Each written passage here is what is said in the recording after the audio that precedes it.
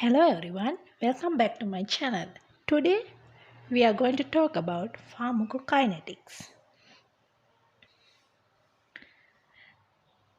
As we all know, pharmacokinetic is the effect of the body on the administered drug. That means simply what our body do to the drug. ADME is the main thing of pharmacokinetics: absorption, distribution, metabolism, and excretion.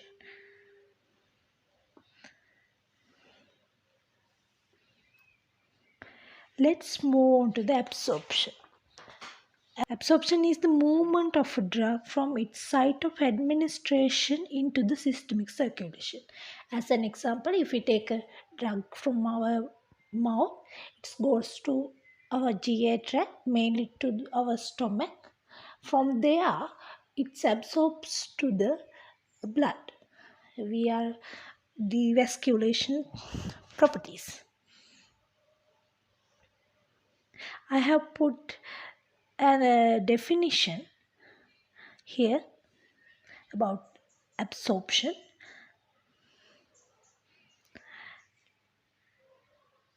Let's move on to the factors affecting drug absorption and bioavailability.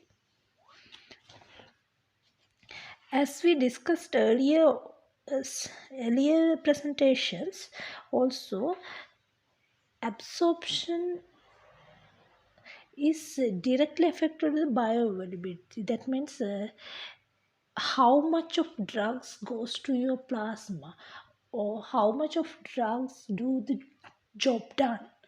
That is the main thing, because as an example, if we take 500 milligram of paracetamol, it's not mean that all the 500 milligram of paracetamol will do the job. There is a certain amount that do the job of the drug, that reduces the symptoms of ours. Because in IV drugs, bioavailability is 100%. One factor is physical property of the drug. Physical property means the amount and the how the drug is. Is it a tablet, a capsule, and what are the particles inside in it?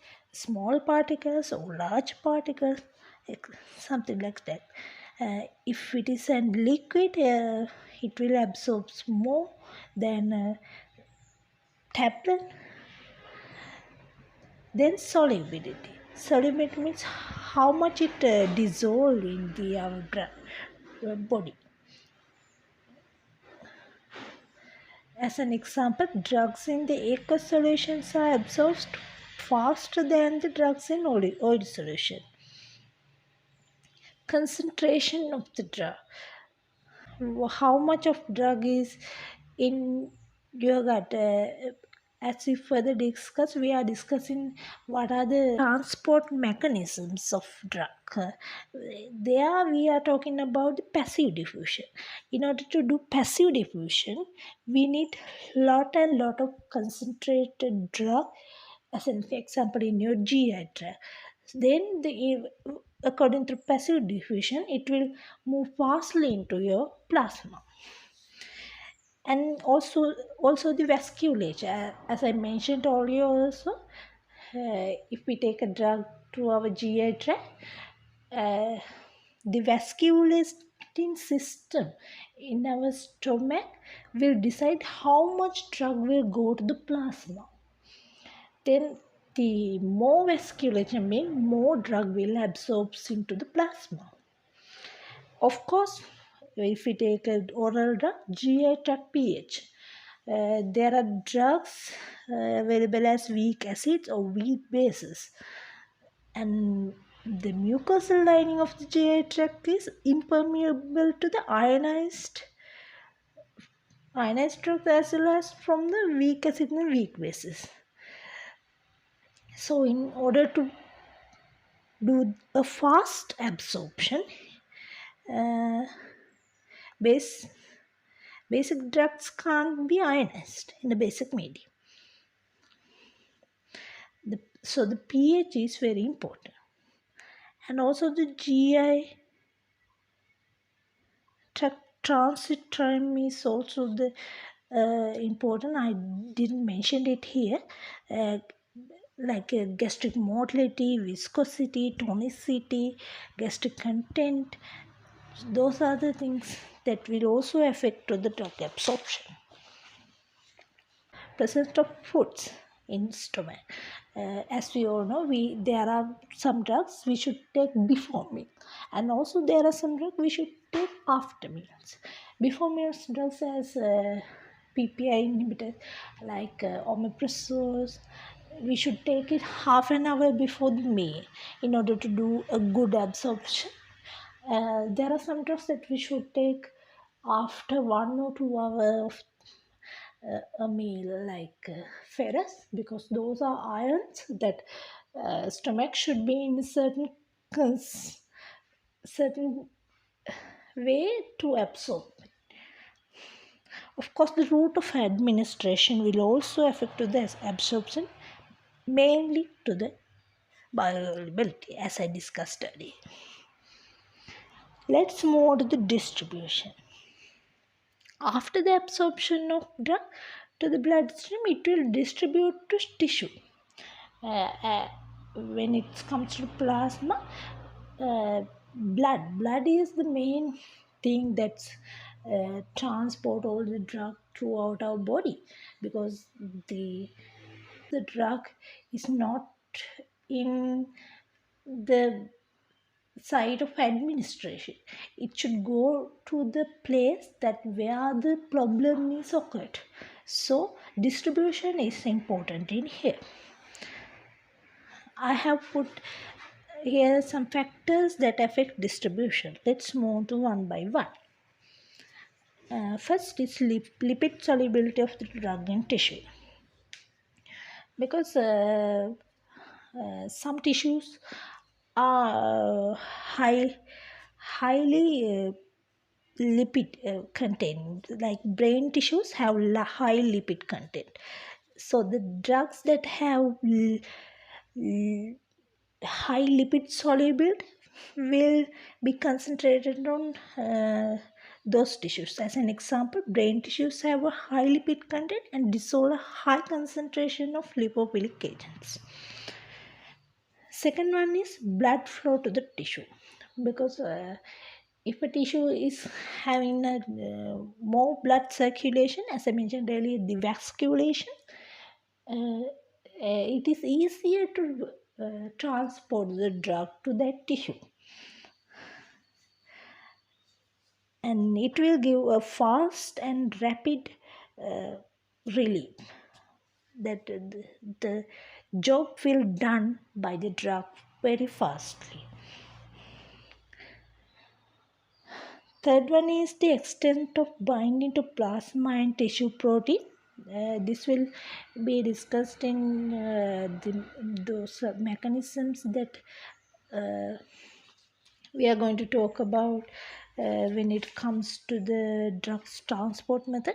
There we are talking about the tissue binding drugs and protein binding drugs in order to transport well to the tissues. Fourth one is presence of tissue specific transporters, as well as this is also going to the drug transport method. As we know, there are some channels that transport ions and all into the cells, in cell membranes. Those transport mechanisms may lead to the drug transformation also. Fifth one is the ability to cross special barriers as blood-brain barrier and placenta. Let's move on to some important terminologies that we are going to use when describing the pharmacokinetics. Sorry for that. Volume of distribution. The volume of distribution is the theoretical volume of fluid into which the total drug administered appear to have uniformly distributed to produce the concentration measured in plasma. That is a sort of like a definition. As I put here an equation, VD, the volume of distribution equals to the total amount of drug in the body divided by plasma concentration. As you can see, if the plasma concentration is high, that means the distribution is low because it is in plasma. It's not distributed properly.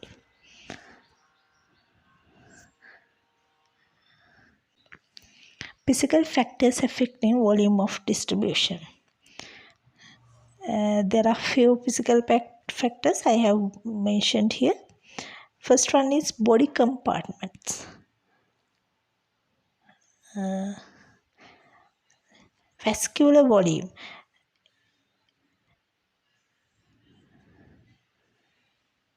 Extracellular volume and total body water. Vascular volume means large proteins or blood cells that will be confined to this volume, and it will consist of blood like 5 milliliter, and plasma maybe a 2.5 milliliter. Sorry. Extracellular volume is a highly ionized molecule which can leave the vascular space but unable to get into the cells. Will occupy this space around 18 liters.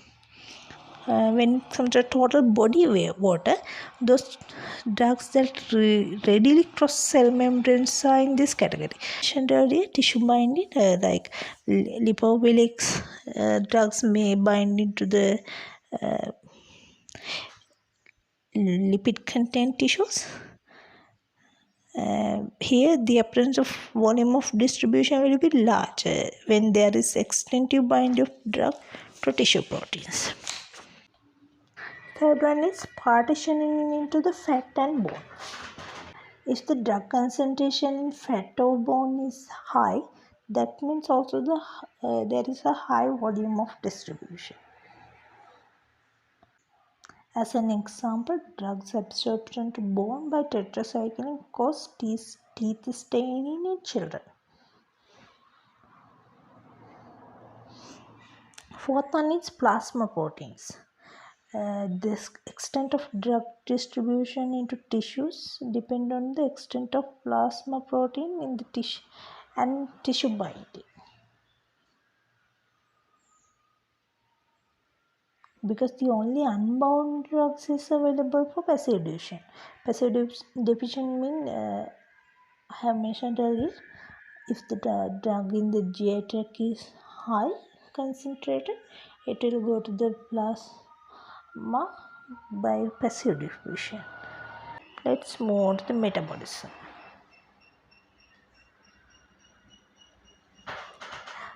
Metabolism is simply a biological mechanism. As I mentioned here, it's called source of biotransformation. It's actually prepare the drug mainly.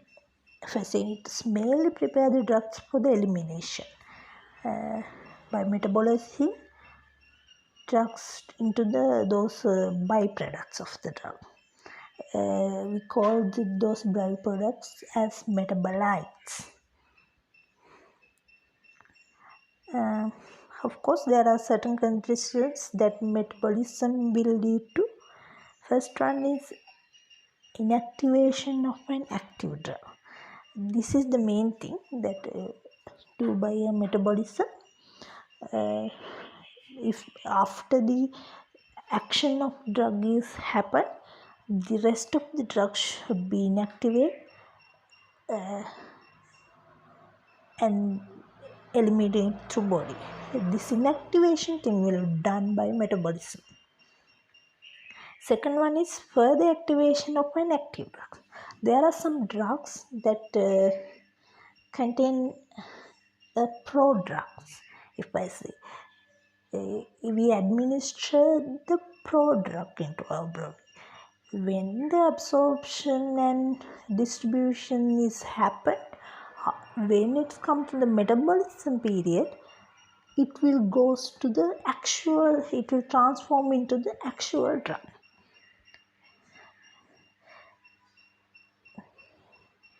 That is the drug which is active and will give the action of the drug. And also the activation of inactive drug can also happen, because when there is certain situation that inactive drug will be administered into your body, and when it comes to the absorption and distribution, when it comes to metabolism, only it will activate by using those certain enzymes and all.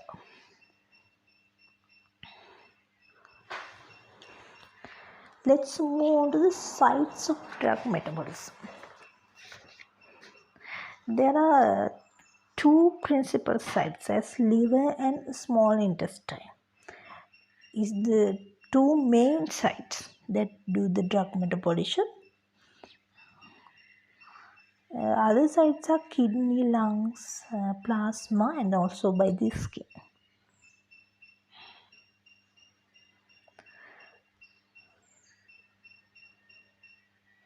Let's move on to the factors that affect the metabolism or the biotransformation of drugs.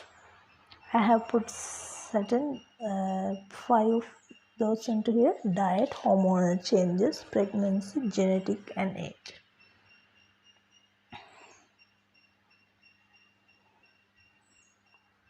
There are two main phases of drug metabolism as phase 1 and phase 2.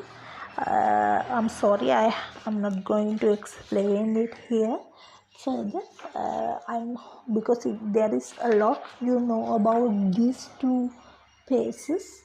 I'm going to talk about those things from an extra slide after this presentation, because it is difficult to talk about it from this, and I will put another presentation by discussing about these two phases only.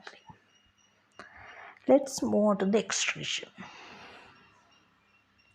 Of course, if a drug is administration, the metabolites and also the rest of the drug should be eliminated from the body, because those can cause several problems later if those are accumulated in our body. Kidney is the main principal organ of the excretion, as we all know. By urine, the drugs will be eliminated. The second one is feces, because when we are taking the drugs from GI tract, the certain amount of drugs may accumulated in our GI tract. Those will be removed by feces.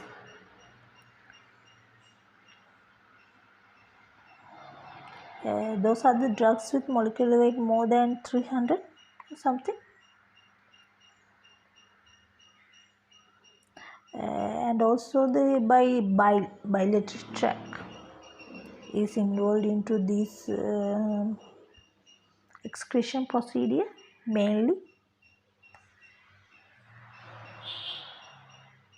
As an example, erythromycin and tetracycline are the drugs that excrete readily through feces. Of course, the lungs are also the excretion method. Like alcoholic drugs. As we all know, there is a certain procedure that used by police to know whether a driver is drunk or not, it's a balance system. It's a balance system because the lungs are the main thing where the alcohols are excretion. So that alcohol smell is in your breath, not in your mouth, it's in your breath. That is why they use a balance system. Of course, the saliva and sweat also a method to excrete drugs. Breast milk, when we should be really concerned about when breastfeeding mom is taking drugs, whether it is excretion through breast milk, in order to prevent that problems that can occur to the children. uh, as we all know, renal excretion is the main excretion thing. uh, this excretion can be carried out by three methods, as glomerular filtration, active tubular secretion, and tubular reabsorption and excretion. Let's move to some terminologies. Renal clearance. Actually, this is an hypothetical volume of plasma from which a substance is completely removed per minute in one pass through the kidney. Renal clearance is equal to the rate of elimination divided by plasma concentration. Of course, obviously, if the plasma concentration is low, that means there is a high rate of renal clearance. Let's move to the half-life of a drug. We indicate it as T-half. It is the period of time required for its concentration or amount in the body to be reduced by exactly by one half. That means by 50%. I have put the half-life equation here, equals to 0.9693 over multiplied by volume of distribution, that divided by renal clearance. As you can see, both of pharmacokinetic parameters as volume of distribution and renal clearance is affect to the T half of the drug. Actually, this T half is dependent on how quickly the drug is eliminated from the plasma.